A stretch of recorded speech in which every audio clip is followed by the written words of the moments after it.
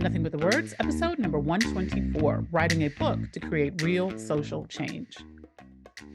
Hey there, and welcome to Nothing But the Words. I'm your book coach, Candace L. Davis, and today I have an interview with Jessica Bantom. Jessica is the author of a new book, Design for Identity, and she's going to share a little bit about what her journey was like during the book writing and book publishing process. So you'll get another point of view of what that's like from the author's perspective. Let me tell you a little bit about Jessica first. So I'm going to read you her official short bio. Jessica Bantom is a diversity, equity, inclusion, and belonging practitioner and workplace strategist. She is an expert in DEIB. Her mission is to enable individuals to take immediate actions to create meaningful outcomes for historically excluded people. With over 20 years of experience, Jessica is a compelling speaker and a certified facilitator and coach with a passion for helping people and organizations activate the values of DEIB to become more culturally competent and thrive in our increasingly global economy. Her new book, which I'm so excited about, the thing is good, y'all, Design for Identity, will be released on April 4th, 2023. And you can learn more about Jessica at jessicabantom.com. Jessica, welcome to Nothing But the Words. Thank you for having me. I'm glad to be here. Oh, it's my pleasure. Tell everybody about Design for Identity and why you decided to write it. Well, it was actually a long story that kind of led to it, but I'll give the condensed version. So Design for Identity is basically my exploration of the intersection of my two career paths, one in consulting when I got into diversity, equity, and inclusion in the last few years, and the other track in interior design, which I've been doing now for about 15 years. And the book really explores the importance of making space for a conversation about identity in the design process, so it doesn't just become an afterthought. And it's something that I think I've become more keenly aware of since I became a DEI professional as a gap in interior design. And then I look back to my education, I look back at my experiences over the past several years in various spaces, whether that was in working with clients directly or being in other environments with other professionals, where I realized that we basically just skirt around the whole concept or conversation about cultural identity. And to me, it just felt like something that was very important that we needed to become more intentional about addressing. Oh, so this is fascinating to me because, okay, we work in the arts. I'm in literature, you're in design. And I think a lot of people look at the arts as a place where things are more equitable, where there is more acceptance and acknowledgement of differences.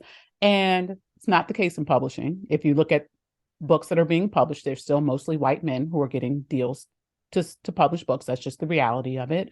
And I'm hearing you say it's not necessarily the case in design either.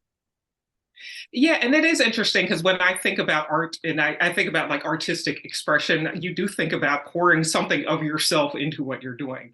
Yeah, no, that's not really what I've seen a lot in design. You know, even looking at the design process and the questions that we typically ask customers and the different points in the process where we usually interact with them, there is not an explicit place where we say, what about your identity would you like to see celebrated in this space, this product, this piece of clothing, et cetera? And I'm speaking, of course, in generalizations. I know there are places where these conversations happen more Sure. intentionally than others, but generally across the board, it's not something that we're taught. I definitely know in our design education. So to me, that is like the biggest opportunity to start folding the concept in. Like this should be a standard part of the process. But yeah, just in general, and what's also another issue is that we as designers aren't invited to share from our own lived experience in the design process. And that kind of thing ties more like directly to what you're talking about, where artists get to pour from themselves into what they do.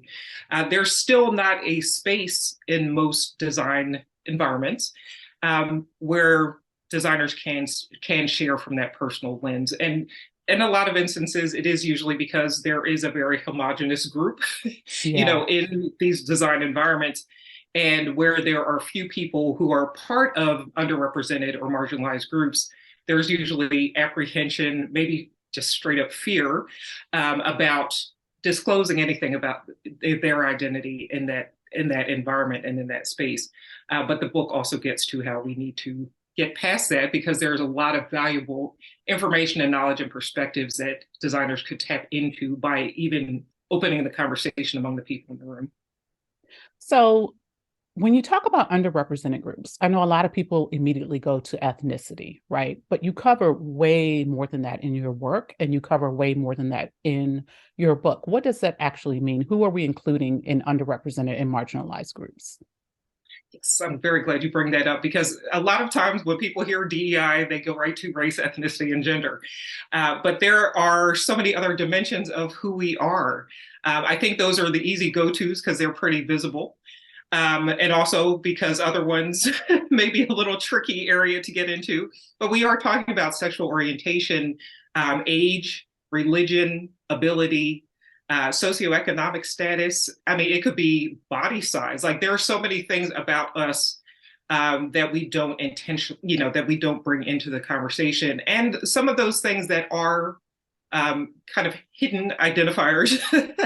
It may take a lot for people to disclose those if they don't have to. But we do need to create that psychological safety in our design environment so that people can disclose from those perspectives as well, because they're just as valuable when we're talking about cultural identity. Yeah, your book feels really inclusive. I've already read it, y'all. I'm her coach, so I got the preview. You Your saw book, all, you I saw the saw it stuff that all. you made.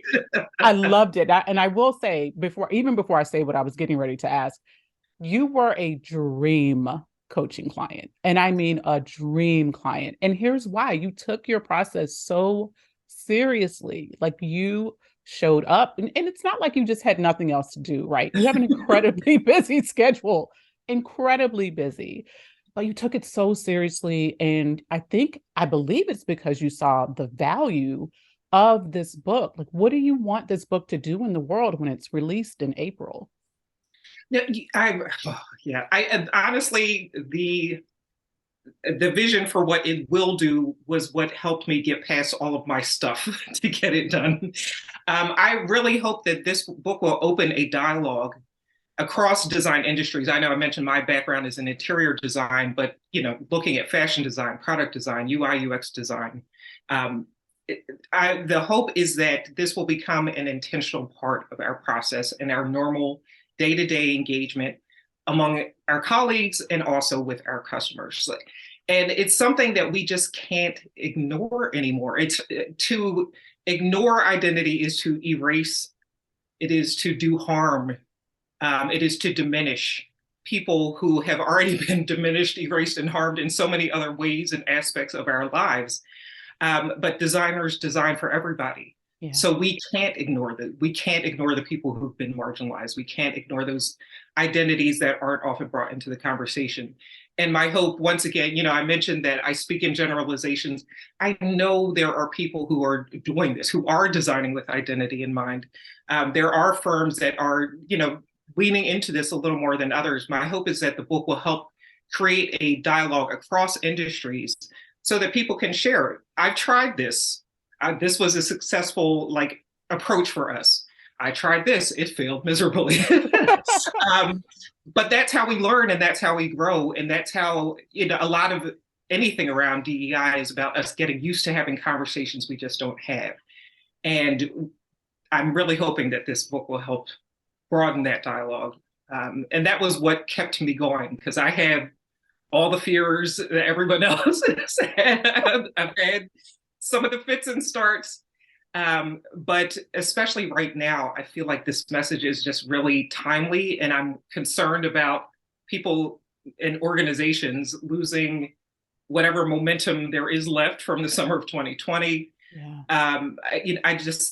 We can't afford to let this fall off the radar. So that gave me a little kind of little fire under me to keep going. So, but you're already doing this work, like you're consulting on this, you're speaking on this. So why did you feel like it was important to put it in book form?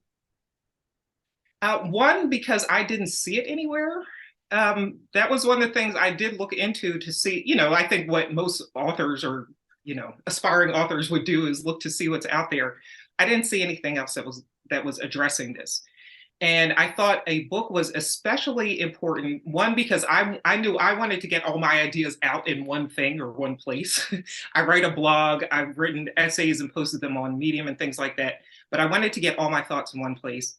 And it also goes back to the concept I mentioned about weaving these concepts into design education. And I thought, what better way to do that to reach students and the profession than through a book? That makes perfect sense. Okay. You mentioned that you do a lot of writing already, and you are a very strong writer, which of course made my job a lot easier. So, I mean, you really are. You're a strong writer. So why did you feel the need to, or the desire to hire a book coach and work with someone on your book? Because I knew I needed accountability. I wanted somebody else who was familiar with this process, like on my team. Yeah. I do a lot of work, and I have done my interior design work independently, as as a sole business owner in that regard. Um, and I wanted to feel the support around me to venture off into something once again that was new, something once again that is not like the norm, which most of my career has been. And I was so glad when we connected, um, because on top of everything else, on top of the great value of having you to edit as I was going and to kind of keep me on track, it was great to connect and to talk through the ideas instead of just going to the page and writing. Like to get that, that human kind of reaction to what you're doing while you're Yeah. creating, especially with someone who gives you like a safe space to do that, is really valuable. Like I don't think I wouldn't have known unless I think it was a mutual contact that put us in touch. Yeah. I didn't know that book coaching was even an option, but I told everyone who asked me about my process about you and about how that was helpful for me. Yeah. These days there's a coach for everything. Right. And I I'm know. glad because I hire coaches all the time. Like right now I have a business coach, a sort of a life business balance coach, and a marketing coach. But one of the things you do really well, besides just your very strong writing, is tell great stories. Like, so this book, like, I'm not in the design space, but I was fascinated by what I was reading. One, from the perspective of I did not understand how DEIB related to design at all. And now I have a much better understanding of that. But also in terms of some of the things that have happened in the world, right, of design that maybe we don't know about. Can you share one of your favorite stories from the book? Yes, there is one that I tell often that was about a series of stamps that the Spanish Postal Service issued a year after the murder of George Floyd. And this was supposed to be about making a statement about racial equality. Boy. And what they did was they created a series of stamps that were different skin tones. And they assigned monetary values to these stamps. But the lighter skin tones were the higher monetary value ones. And then it got lower as the skin tones got darker. And I had read an article, I had actually set up a Google alert about DEI and design just out of curiosity. And it was funny because I caught a few of these stories around the same time in May of 2021. But it was amazing to me. When I read that at first, I was like, how did this ever even happen? Like, how would this even have made it out into the world? And, those stories kind of ignited my passion even more to really dive into this. But it was really interesting to see also how it was handled. So the Postal Service itself, I believe they declined to make any comment about it once there Okay. was, that's one approach, right? Um, and then there was another group that had partnered with the Postal Service on the campaign in the first place. They were anti-racist, and they said, I don't know how this could happen. This is just points to the fact that we need to bring this expertise into our design process and bring this conversation into our design process about what is offensive, what is harmful, and what honors identity. And it was interesting to me too. That series of stamps went on sale on May 25th, and it was taken down off the market on May 28th. Oh, And that is how quick, the backlash is. But that damage damage had already been done in that short period of time. So, just seeing that was one of the stories that I mean, how do you make that mistake? It just seems so obvious and so elementary, but it was one of several that are in the book that I was like, Yeah. wow, you couldn't make this stuff up. And one of the things you point out in the book is that one of the ways those mistakes get made, it's not necessarily because no one notices, but it may not be a place where people feel comfortable speaking up and saying, hey, I think this might be a problem. It may be a place where they don't feel safe, or where they have spoken up and they've just been smacked down and nothing has changed. So they've learned, don't bother. And so things just pass through. Exactly, which is why I do emphasize the importance of creating this space for a mindset, environment, and behavior shift to happen, so that individuals can work through their stuff, so that we can actually deal with these things on an individual basis, so that then we can deal with it on a team basis, then we can deal with it on an organization basis, then on an industry basis. But yeah, that I don't doubt that somebody raised their hand, or that somebody, even if they didn't, I'm sure there were a couple side eyes in the room. I'm not going to say it. You say it. I'm not going to say it. Exactly. I think we've all been there, though. If you worked in corporate at all, or even in the entrepreneur space, you've been in places where, is it worth speaking up right now? Because there may be a price to pay when you speak up. And depending on how much power you feel like you have, right, what position you're in, that can be scary. It can be very scary. And it can feel like, it's interesting because I have a lot of conversations with clients in just different contexts about DEI. And there's this fear, even if people haven't seen it happen, there's this fear, like, if I say that, I'm going to lose my job. And I'll in turn ask, has that happened before? Wow. And they're like, but something in our minds goes to that severe reaction, like that's going to be the outcome of speaking up. And that could be from conditioning and past experience in many different contexts. It just shows up that way at work, but it is very real. It's very real. But then it's my job as a business owner to create a culture then in which people know I have to be proactive. I have one employee, by the way, so I'm using myself as an example, but you know what I mean. One employee plus me. So, but it's your job as a business owner to create a culture where people know you proactively say that it's safe, not just assume that people are going to feel comfortable speaking up. Right. And you don't just say it, you model it yourself. So even in the moments where you don't know as a leader, you say, I don't know. Can we have a discussion about this? Or are there another way to say it without flat out saying, I don't know, is, have we considered all perspectives? Or are there other perspectives anyone else would like to share that we should factor into this conversation? Because then that kind of, just like you said, it indicates like someone's asking. It's not just you volunteering your 2 cents.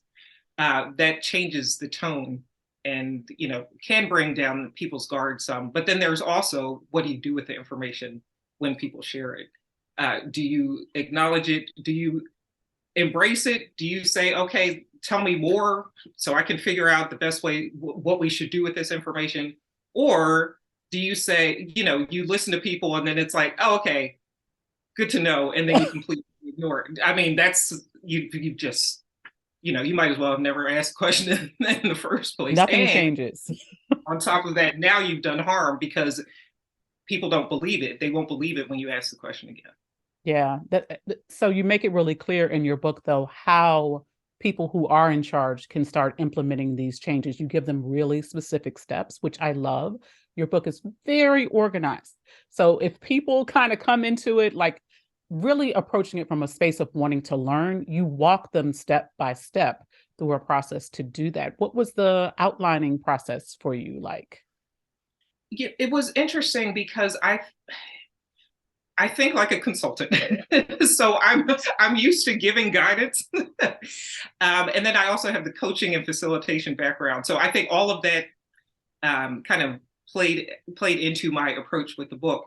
But then also going back to my initial goal for it and like being something to start conversation, I did want to create discussion guides and to create moments for self-reflection and questions in the book so that people could work through it themselves, but more, ideally talk through it with other people, because I think that's where we can all navigate our different perspectives around these things and our emotions and our, like we're talking about those moments of, I don't know if I'm ready for this, or am I going to say the wrong thing? It opens up the door for some vulnerability and Yeah. some humility, which is needed for these conversations to It happen. absolutely is needed because it applies to all of us, right? I can sit here as a Black woman and say, well, I'm Black and I'm a female, and all of this, but I don't check all the identity boxes, right? There's some with which I have no experience. And so I can't make assumptions just because I'm in an underrepresented group as well, that I know what every other underrepresented group is experiencing, because I don't. Exactly, exactly. And lived experience, I will never take any, credit away from that, or there is real value in lived experience, but we have to understand we all have lived experience.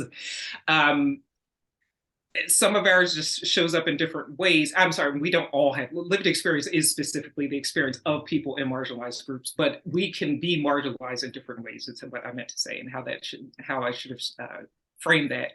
But it's also interesting to get in conversations with white men. So if there's a whole group that's having conversations about identity, about culture, I'll see some of them they'll just sit back, and I have to call them into the conversation. And when I do, some of them are like, well, I feel like I'm the white guy in the room, like, what do I have to add to this conversation?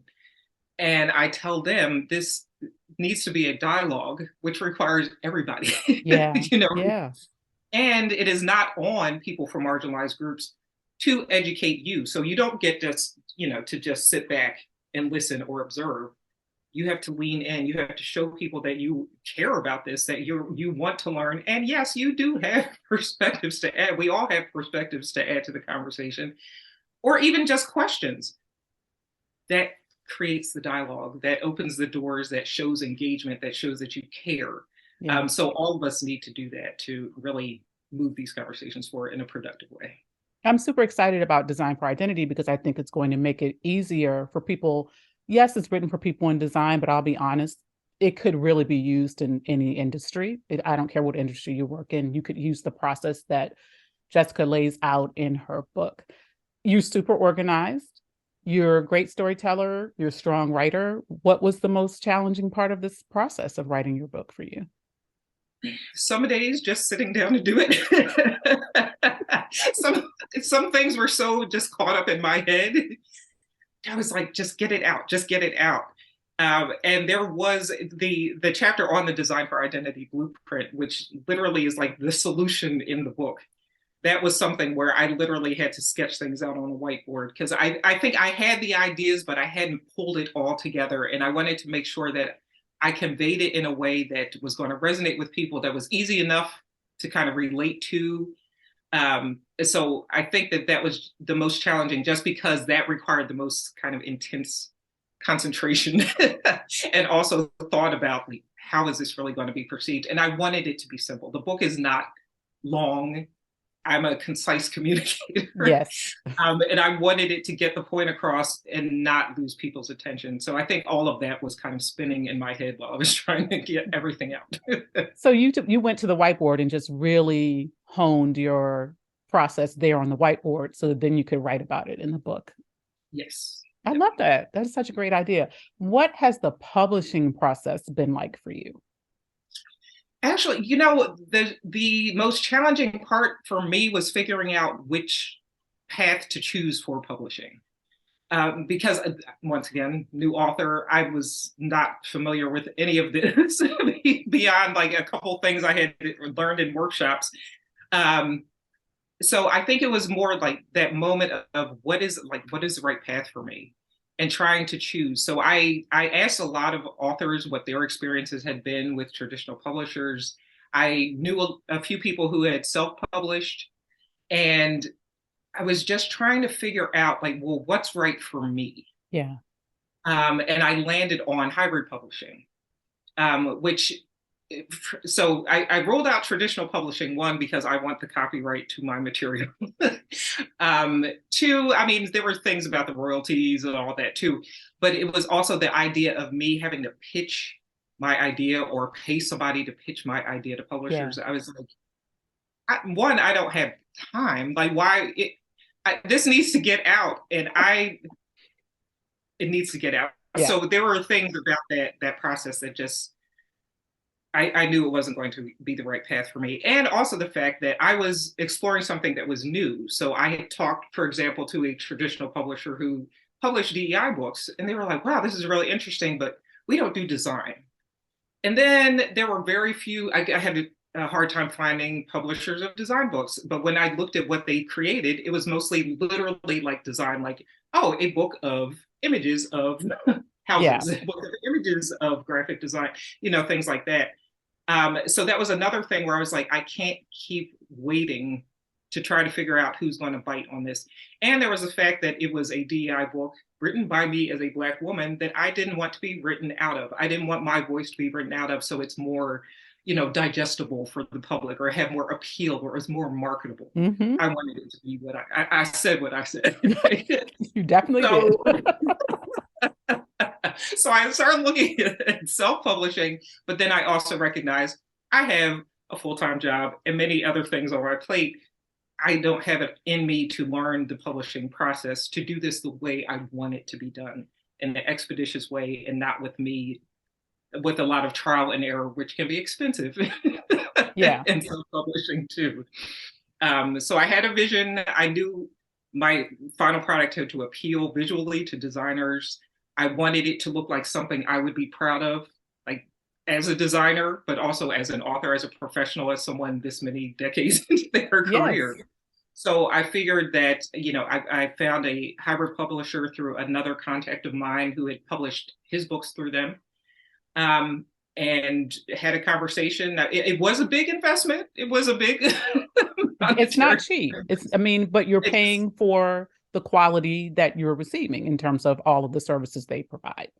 exactly, and them managing aspects of things that I knew I didn't have time or the expertise to figure out and navigate. So it's been the best. That was the best route for Good. me. But it is a decision people have to make, right? If you're publishing a book, usually most people can either rule in or rule out traditional really quickly. They either want to go through that process for whatever reason or they don't.